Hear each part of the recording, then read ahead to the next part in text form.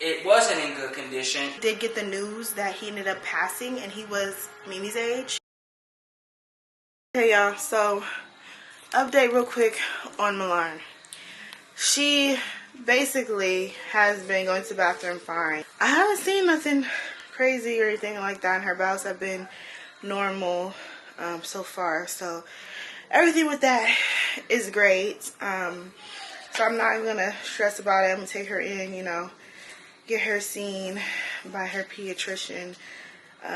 She gotta get her 12-month shots anyway, so I'm gonna have them check her out then, which they're probably still not gonna do nothing for real. But look at her. But I mean, everything seems, you know, okay, so I'm not gonna stress about it. I'm gonna thank the Lord. Everything is good and she's happy and healthy. Now, let me address y'all in the comments. Delete a couple of like rude little comments about basically damn near calling me stupid. Like, I just sat in the ER for no reason. I sat there for 10 hours of my life. I disrupted the whole entire like routine that I had going for the girls in the morning time for school. Like, I basically let my child go to school fuzzy headed and everything because her daddy don't know nothing about no braids and refreshing braids. So it was a mess. Like, they had to literally get up and get gone to school without me there to help. Now mind you, I told y'all in the video that they would not let me leave, and I was so serious about that. And when I said that, I mean, they kept telling me like, oh, if you leave, mom, we could be liable. Like, we don't want you to leave. We don't want you to leave. So why would I say I couldn't leave if I could leave? Like, people was like, oh, I would leave. You would leave? Yeah. But if the hospital is telling me that they would be liable if I left and something happened to her, that makes me feel like something might happen to her. You know what I'm saying? And then the nurse is saying little stuff like, every time I went to go get vitals done, I would re-say what was happening. If it was a new person, I would retell them. I talked to like 10 different people, and they all told me the same exact thing. And then so the nurse was like, yeah, you know, because I was like, they're saying they can't see on the scan, so like, basically, like, what's going to be done? And she was like, yeah, I know, but if you leave, mom, we'll be liable, and we just don't want you, we want you to be seen before you leave. We want to know what the doctor, or, you know, what they're going to say first before, like, that little stuff like that, right? So, when the nurse was checking her or whatever, I'm like, they won't see on the scan or whatever like that. She was like, yeah, but if it gets lodged on the way out, or if it punctures something, an organ or something like that, you know, then that could be an issue, and that would mean surgery. Like, they're literally telling me all of this in the ER. Like, they're telling me different things. Then when I see the nurse, the last nurse, the male nurse, the head nurse, I guess, in the morning time, that's when he's just basically brushing it off. Everyone else has made it a big deal. Everyone else has been like, you have to be seen. Everyone else is like, oh my goodness, like, we don't know what's going on. We want to be sure, you know, you don't want to go home. You want to be sure. And then I talk to the head nurse. I get to the boss, no, to the top of the top. Or at least close to the top, close to the doctor, the side, the VIP, the vice president. And he told me basically, like, you wasted your time. You could have left and, like, see me back in a week if anything doesn't look like it needs to look, or she's not having bowel movements or whatever. And I'm like, your whole team, your whole squad, everyone's telling me one thing. And he's like, well, if I was here, I would have told you that. Like, and then for people to be in the comments like, oh, you should have left. Oh, it was your fault. Oh, you wanted to sit there. Oh, you wanted to be reassured. Like, girl, bye. Of course I wanted to be reassured, but I'm saying I want to be reassured by the staff to let me go. I was asking them, like, should I leave? Like, that's the reassurance I wanted. Like, I wanted to be like, you know what? Yeah, like, she's fine. She's playing. She's, you know what I'm saying? She's eating fine. She's drinking fine. Go ahead and leave. No, that was not said to me. It's not how they perceive the whole situation. Like, that's not what happened. So if you're a medical professional and you felt the same way that the head nurse did in the morning time, like, oh, well, you should have left. Like, da-da-da. I wish you was working at the children's ER, but you weren't. And the ones that were telling me what to do, and that's what I did. Like, I'm not going to go against the hospital's recommendations when they should know better than me. Me, personally, I was like, I should leave, but they should know better than me, period. Let me show y'all her face now, though. Come here, Milan. This is the next morning. Come here, honey. And y'all know the debacle that happened.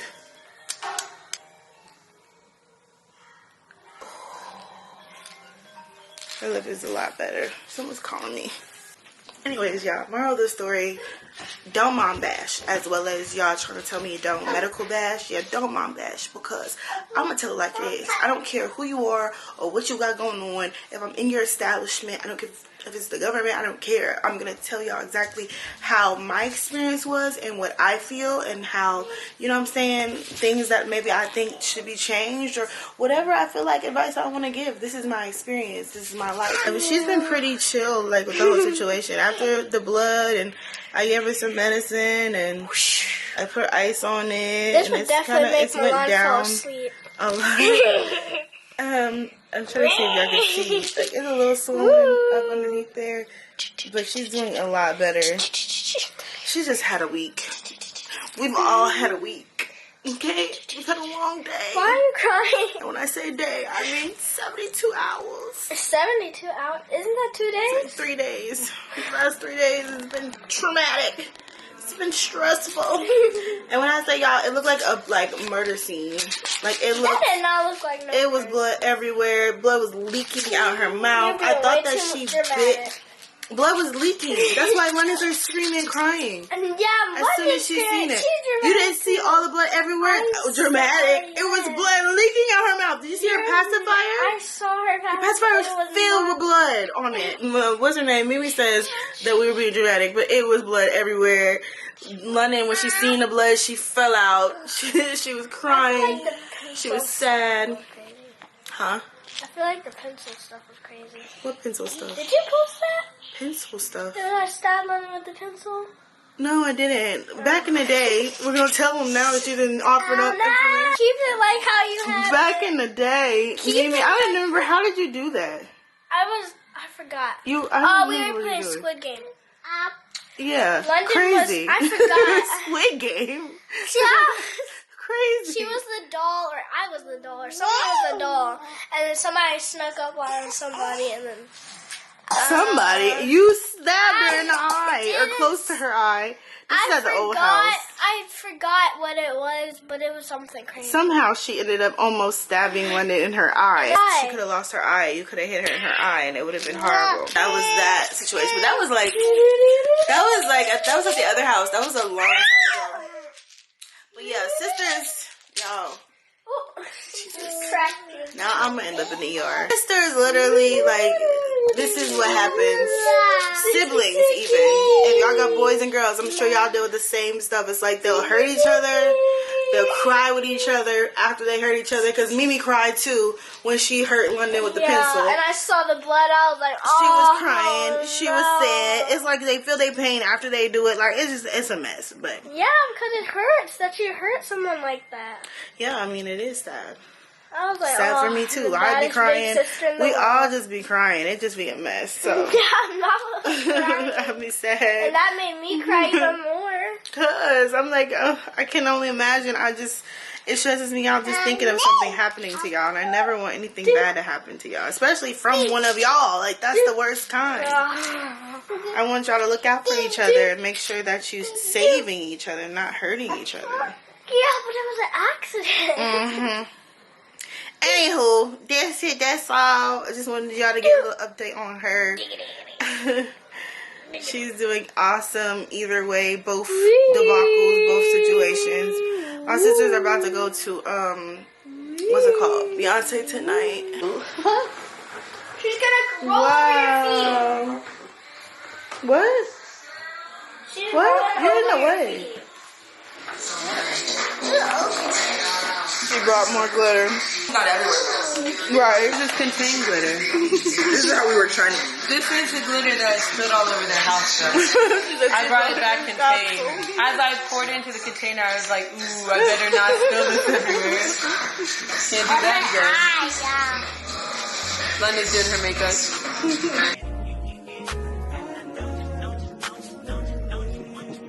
Every second, every minute, man, I swear that she can get it. Say if you a bad bitch, put your hands up high.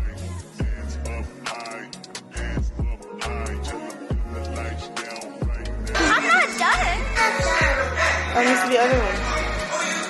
I'm gonna do this one. I'm gonna do What, blue? Oh yeah.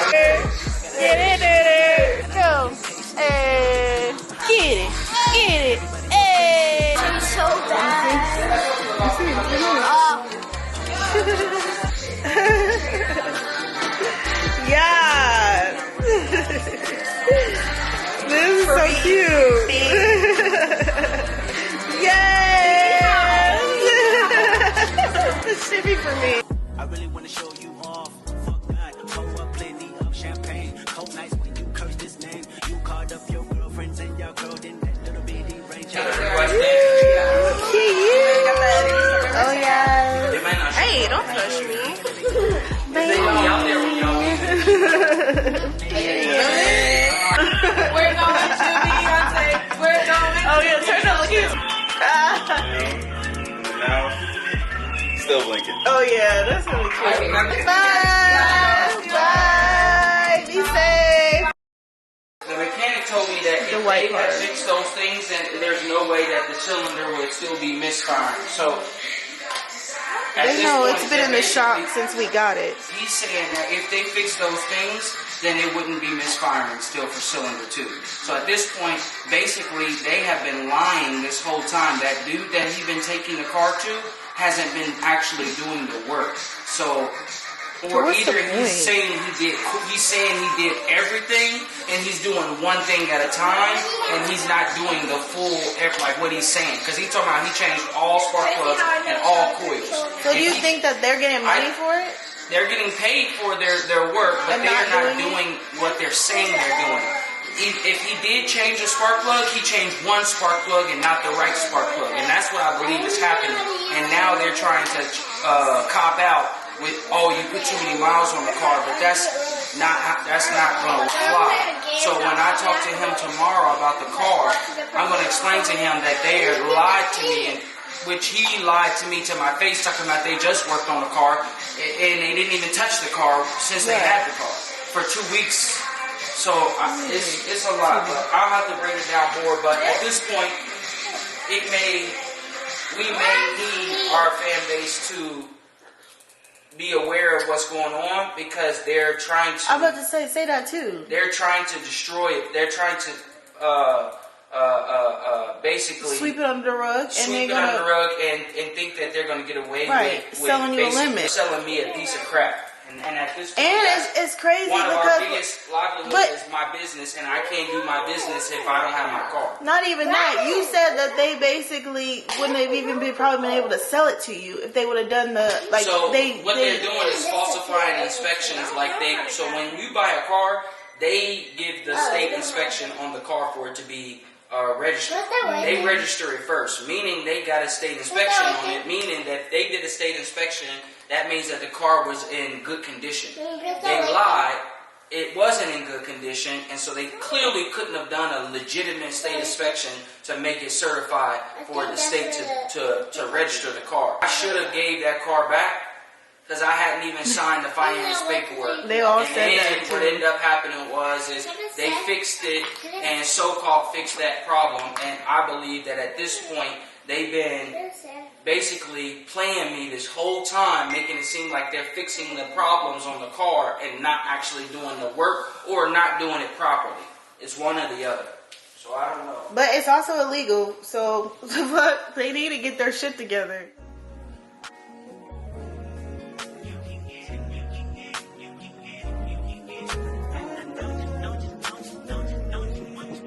Every second, every minute, man, I swear that she can get it. I feel like every single time I put on the camera, I'm like, something else is happening. But we've been having car troubles. If you guys watch the Bells Plus 3, then you know we've been having car troubles since we purchased our second car. Not the third one. Because the third one, y'all didn't even know about. I didn't even really want to talk to y'all about it. I really wanted him to ex-nay that bad boy on out before, you know what I'm saying, it got real messy like it did. But we're not even going to talk about that. Y'all already know how I feel about that two-seater, okay? When it comes to the van, y'all know that it's been in the shop back to back to back to back. If you guys caught a mini vlog, I talked to y'all about how basically I had just got a rental or a loaner car because it was back in the shop. So the van has basically been in the shop more than we've actually had it. And the crazy thing is he uses it for work. The reason that he even got it was for work. That's why I say it's not my car, and don't even try to put that on me. Like, y'all be like, oh, it's my meeting up. Who got me in? Work purposes, business purposes only. Okay, period. So right now it's like it can't even be used for what we bought it for because it has to go to shop. And then also a lot of the cars are investments and things like that. Like, we've been doing a lot of things behind the scenes, and I talked to y'all kind of briefly when I was chasing them down. And I was like, you know, we have different businesses and things that you guys don't know about, which is true. So now, this is the dilemma. That car, like, I really wanted to let it go back then, but it was such a good deal. It was such a, like, it was just amazing. They was actually talking about they was gonna fix it and all this stuff. So we had basically been banking on, you know, them doing what they need to do. Some messy stuff is going on. Some weird things is going on behind the scenes. Like, they're not doing what they said they're going to do, as in, like, they're telling Uriah every time he goes and picks the car up that things are fixed, and they're not. They're falsifying paperwork. Like, there's a lot going on.